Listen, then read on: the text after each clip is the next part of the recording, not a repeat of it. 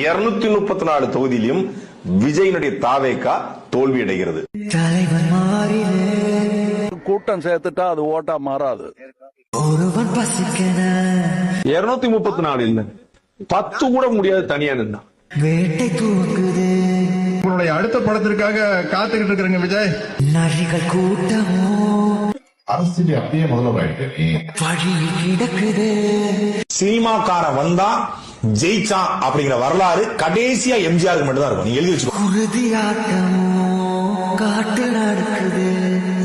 நிறுவனம் என்ன சொல்லுது, அவர் தான் முதலமைச்சர். இப்ப இது எவ்வளவு பெரிய காமெடின்னு மக்களுக்கு தெரிஞ்சிருச்சு.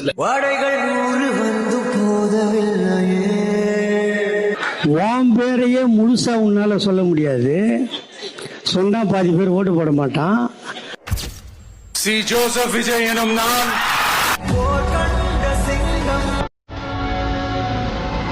தமிழ்நாட்டு அரசின் முதலமைச்சராக